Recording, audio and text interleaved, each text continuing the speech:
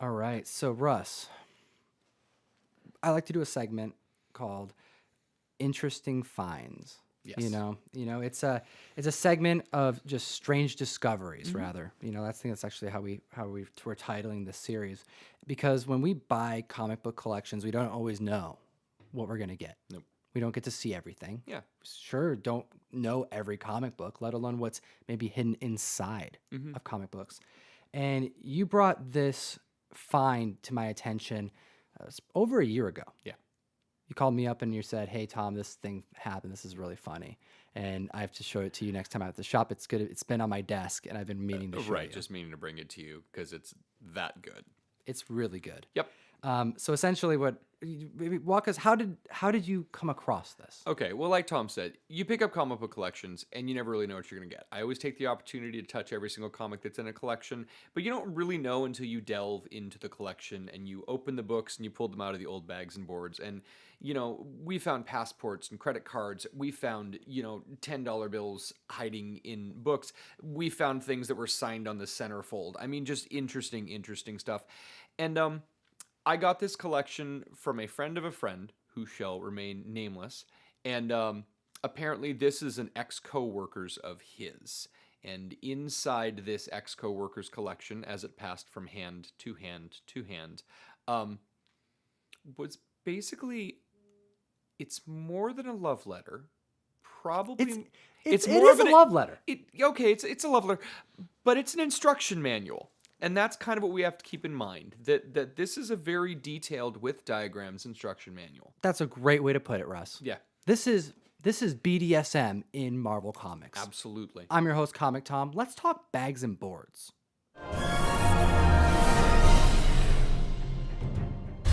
Well, essentially what we have here is a letter, and this letter was found in a comic book, and we are going to read it. We're going to read it because it's very interesting. It's slightly awkward and also pretty funny. I enjoyed it. I enjoyed reading it so much that I had to stop because I knew that we had to do this on the mic. Absolutely. So I've read this in its entirety for sure, but I haven't read it as closely as I'm going to right now. And I haven't read it as closely with Russ, who has the other parts to the letter, because this is a 5-page letter. Yep. Like, we go into this person goes into detail. So there's a couple quick little things we got to make sure is known. 5-page handwritten letter, just to let you know that we are going to be reading you this. This is handwritten, and the handwriting is a little bit illegible at points in time, so we Bear shall with do us. our best. Yep, We will do our absolutely. best. And there's 2 people that this letter is referencing, because this is a letter that was written by someone to be provided to their partner. So we have 2 characters in this letter. We have Els. So Els is the female of this beautiful story, and then we have the monster. I think it's kind of the beast, but Els calls her partner the monster. Sure. So this is called How to Tie Up Els and Why. So we're going to start this story off with Els explaining how she builds up walls in her life. Okay. She builds up walls in her life to not just protect herself, but to protect herself from others and them from her. And after a long, hard day, Elle says that the responsibilities that she has, they start to stack up. And these complications is the stressors of life. It just starts to get to her. And at this point, the fun and lovable monster that she is looking for isn't as fun and lovable, and could be a source of vexation, she says. But the happy news is that there's more to Els than just this feeling of concern, of this stress. There's more to her, and with a little patience and a little time, we can understand how we can break through, and how this monster can do it. So let's see here. Lesson 1 is about helping Elle unwind after she gets home. And Elle enjoys a good foot rub and a back rub from her monster. That's what she wrote down, and that's what she would like. Cool. Well, These devices are comforting, but largely unerotic. To capture an L and get her to blossom, a monster could surprise her and tie her. Caught unawares, an L might protest, but unless she says, "Brian, please stop," the magical invocation of her other half, the monster should be gently persistent. In the next section, the preparation. Find 4 long scarves or cloth pieces. Ropes and handcuffs are bad. Underlined bad. We do not want handcuffs in this situation. Els doesn't Els want doesn't handcuffs. want- Does not Yeah, want handcuffs. monster maybe, else not. Also, find candles with nice holders. No beer bottles. Put a CD in the player, probably something instrumental and soft, like Tangerine Dream. Tangerine Dream. You know what? Why don't we play Tangerine Dream right now? Go. All right. We need to have that playing because we need to like really have our audience understand what Elle's looking for and what she needs. Yeah, so tie the 4 scarves to the foot of the bed. Make sure each one reaches almost to the middle of the bed. Yes, monster, the middle. Lay 1 blanket flat and 1 pillow. See diagram 1.1. We got to make sure that we are in full understanding of what Elle's looking Yeah, for. she needed to draw the diagram. So, have all of the other blankets and pillows by the side of the bed. When the L comes home, she usually does have to pee. Let her, while she's peeing, light. The candles and start that CD. You know, because we need that CD playing. Russ, Tangerine Dream? How long is that song? Well, the one that we found on YouTube, which is from the theme of Risky Business, was a 29-minute track. And I don't know whether that was a bunch of them put together, but it was a fairly long song. It's a long. Instrumental, prog rock type. Yeah. Okay. Well, once she is, once this whole room in the environment is prepared, because that's what's important here. Els wants to make sure that her monster is taking care of things prior to her arrival, so that he can focus on her and her needs. She just wants to start talking. She wants to just have him ask her about her day. She's a person. Treat her like a person. Yeah. Be nice to her. Sure. What are her thoughts? What are her feelings? Is she tired? Is she hungry? He needs to ask her before they do anything. And actually, once he's done asking, if she starts to get a little upset, if she starts to get a little frustrated, she says, "You know what? Start to undress her. Just start undressing her." Sure. That's what she says. She says, just start undressing Els. This is before #MeToo. This it's is okay. years And this is before. consent in this letter. Oh, this is her providing consent for this to happen. She wants him to proceed. She says, "We're trying to fool the defensive system." Once she's fully undressed, lead her to the prepared bed. And asterisk, make sure that CD is on repeat. Because she wants Tangerine Dream on the entire time. Absolutely. So cool. The next part is tying the knot. And not like getting married, but actually tying a physical knot. One very important rule in tying things to people, or people to things, is to make sure you can untie it. The best is a half bow, like so. Another diagram. Once tied, the L may still resist. Begin touching her legs and arms. It is very important in the handling of wild L's. Do not touch any private parts until she becomes lustful. Make her want, even beg, for you to touch her. Some ideas. Body lotion, for you to rub on body.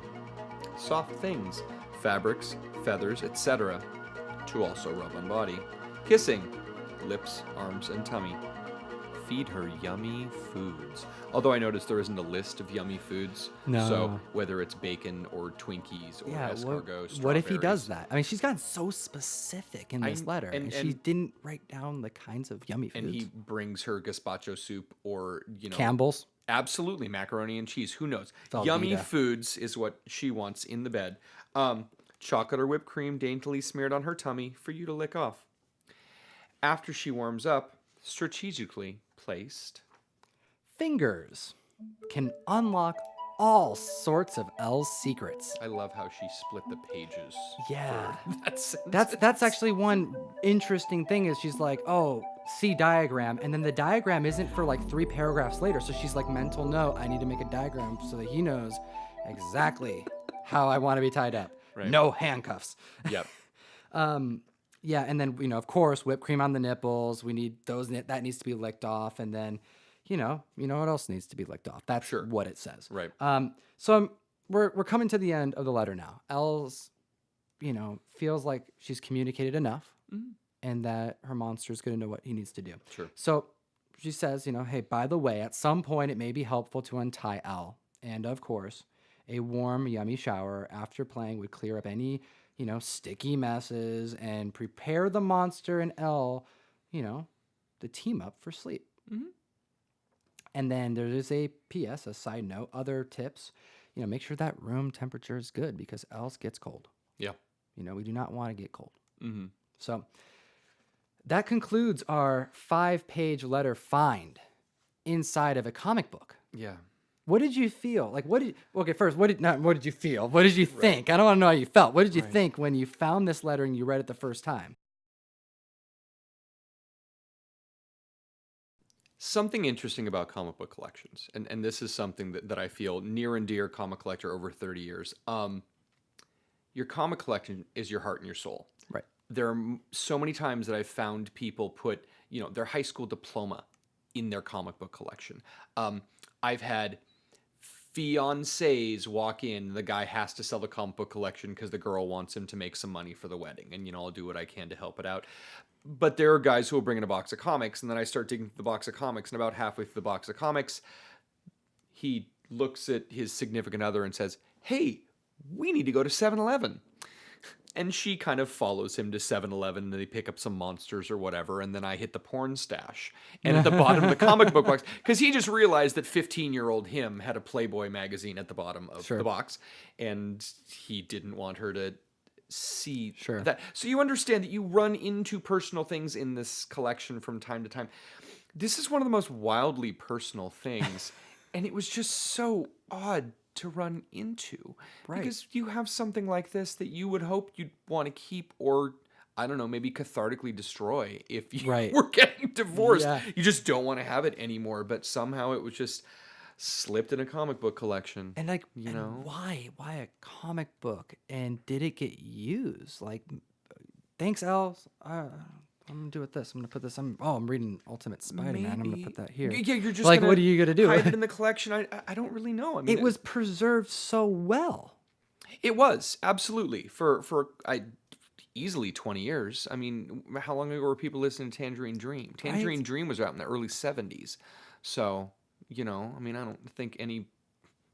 At least you didn't say put it on cassette tape. Make sure the cassette tape gets flipped over. We'd have something a little bit more timing wise there. So I don't know, wildly personal. And we've had things where, I mean, I don't know if you've ever had someone give you a surprise and then you didn't pick it up for a long time or you didn't open that present.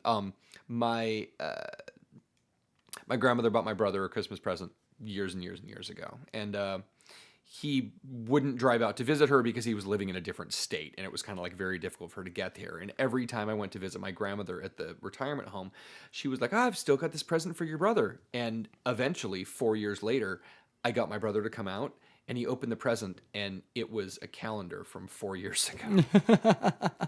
But sometimes I think that that's the type of thing that someone puts it in an envelope for safekeeping, don't open until I'm 22 years old or something like that, and you hide it in the comic book, and then you lose it, and you sell the collection. And that may have been one of these cases, because it was just tucked in the middle of something, some innocuous comic book. I don't remember whether it was Iron Man or Doctor Strange or whatever. It wasn't anything...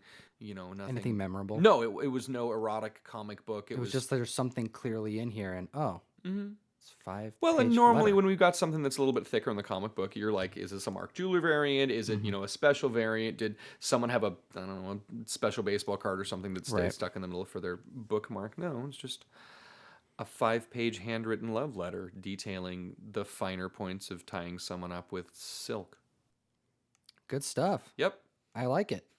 I like it. I'm glad you found it. I appreciate you bringing it on to share with us, to share with the IG Comic fam, and Absolutely. to share with our YouTube fam. So, yeah, this is one example of plenty that we have because this happens all the time. Not this particular type. I mean, this is definitely one of the more far out finds that we've had, but we've had some other interesting ones nonetheless. Yeah.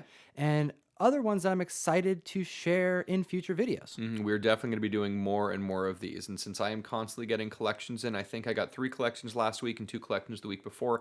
Nothing astronomical find-wise other than fantastic comics. I think I got 3 more first appearances of Beta Ray Bill in the last 2 weeks. I mean, yeah. great. So good comics are coming in. But yeah, whenever these happen, we'll make sure to do a special podcast, a special video, something live on Instagram just to make sure that we can get this out here. Because it's too good not to share. It really, really is. I love it. Well, Yep. as you know, I'm your host, Comic Tom, with Russ Bright from Millgate Comics. Hello. And, please, from the bottom of our hearts, we ask you, geek responsibly. Enough said. If you like the video, hit the thumbs up button. If you want to see more comic book content like this, hit the subscribe button. And if you need comic books, well, you can go to geekstreet101.com and sign up for my mystery mail call. It's a subscription service. I send you comic books monthly. It's dope.